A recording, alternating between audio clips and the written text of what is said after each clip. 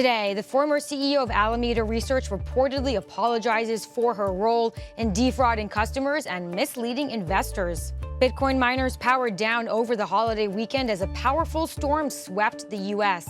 And Chen Arad of Solidus Labs discusses the recent surge in the crypto scam known as rug pulls.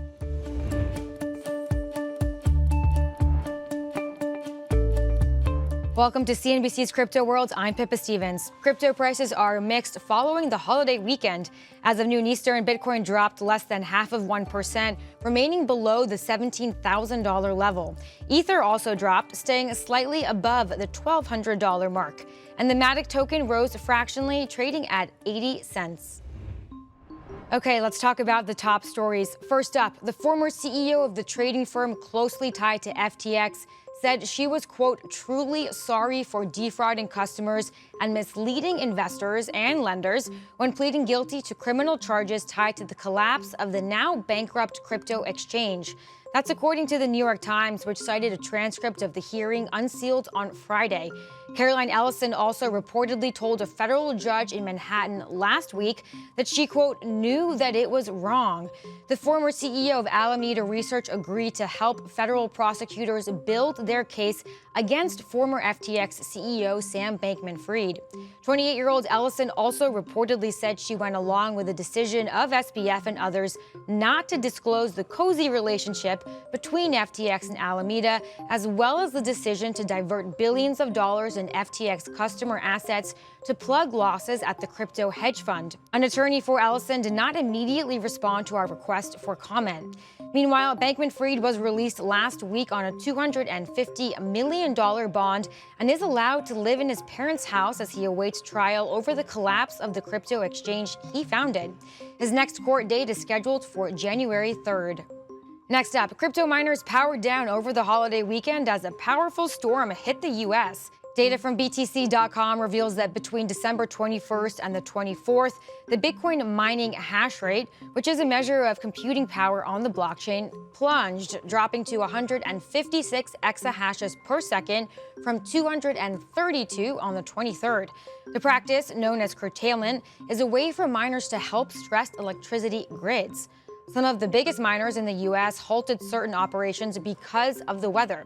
That includes Riot Blockchain and Core Scientific, which filed for bankruptcy protection last week. The storm stretched from the Great Lakes near Canada to the Rio Grande along the Mexican border. Last, Bitcoin mining pool BTC.com was hacked earlier this month, losing millions of dollars in the cyber attack.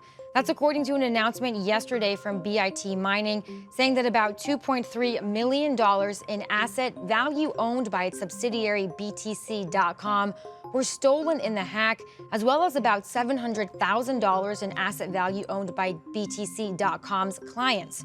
The firm reported the cyber attack to Chinese authorities, who then launched an investigation.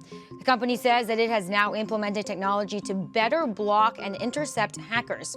It added that BTC.com is currently operating its business as usual, and other than its digital asset services, other client fund services were not impacted.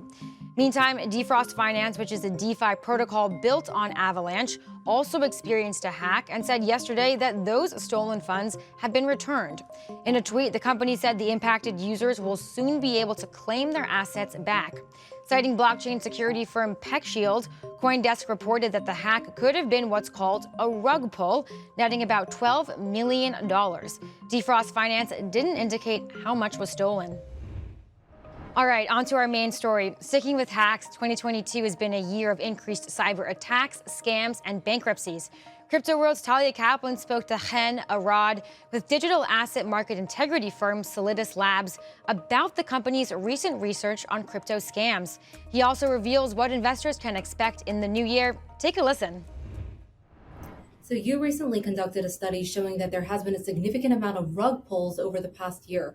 For those who aren't familiar, that's a crypto scam where a developer attracts investors but pulls out before the project is done, ultimately leaving buyers with a worthless asset. Can you discuss your findings and what do you attribute the increase to? We've published an earlier report, so just to reiterate, we're talking about more than, when we published it a month and a half ago, it was 188,000 scam tokens that we mapped across 12 different blockchains. Every 4 minutes, a new one is deployed. So we're now over 205,000 a month and a half later. Now, some of the biggest insights coming out of the report we released, very recently, the new one, is first of all, the level of increase in how much this happens. We're talking about a 7,700% increase in the amount of scam tokens deployed per year. If in 2020, there were around 1,500 of them. It's important to remember that decentralized finance on-chain activity was much smaller at the time. In 2021, during DeFi summer, where there was a lot of adoption, we're already seeing 83,000 of those. In 2022, despite the down market, we're getting to 117,000 only in this year, which brings us to the total number I mentioned. Also very important to say, stemming out of our research, is also the fact that these scams have hurt around 2 million individual wallets. That's a massive number of people who are affected. And to us, it was striking because if you compare it to all of the big collapses in the industry this year, if it's FTX, if it's Celsius, Voyager, altogether, the 5-6 biggest collapses didn't get to the same amount of people who were affected by these scam tokens. The last number that I'll throw in here is just that one more thing that we discovered is that around $11 billion of funds affiliated with these scams ended up flowing through centralized exchanges as part of the effort to launder them and turn them into dollars or other spendable currency. So we're talking about a massive phenomenon of hidden theft. Some of these scams are very, very small, but they happen so often that they really amass to a very large amount, and present a massive market integrity and consumer protection challenge for the industry. How are these developers able to get away with this, and what can be done to recover the losses? To me, this really shows both the potential and opportunity in decentralized open finance, and of course the challenges. Let's start with the challenges. Why are they able to do it? When it's a decentralized, permissionless blockchain, anyone with the right technical knowledge can go and deploy whatever they want on it as part of the way the network operates. You don't necessarily, it's permissionless, so you don't have to go through various checks, etc. It's completely open. That is a challenge. One could expect that in financial ecosystems that are completely open, there would be a concern around people, doing whatever they want, basically. At the same time, you're also seeing the real opportunity that blockchain carries to create transparency around these things and automation. And the fact that it's code-based also means that we are actually able to detect when a token is a scam the moment it is deployed. Meaning you're seeing both the challenge, openness, and people can do whatever they want. It's hard to stop them, but at the same time, also the value of having it on a blockchain. In the traditional world, in the real world, a scam is usually only detected when enough people were scammed to report it. Here, part of the reason it's important for us to put these reports out is to also show not just that there's a problem, but also there's something you can do about it. First of all, you can detect it upon creation. And then in terms of what can be done in order to stymie this, there's a lot of work being done. The most important thing is to do everything possible to make sure that whoever was able to successfully execute a scam like this, they're not able to funnel the money to places where they can launder them and turn them into spendable money. That immediately, and that's something that exchanges can do, and of course regulators could do by applying existing AML and anti-fraud principles. Another thing that can be done is, of course, over time, the industry is constantly improving standards.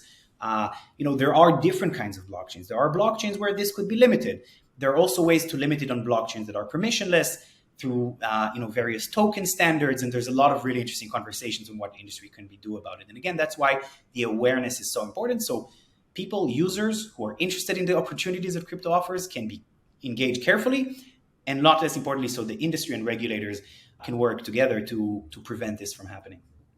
What is your outlook for 2023? What can investors anticipate? As the opportunity grew, as the industry grew, the challenges also grew. And it's very clear after this past year that if crypto is to fulfill its potential, the risks need to be mitigated, regulation, better risk monitoring, and essentially working together to increase standards. I think we're going to be seeing a lot of optimization in 2023.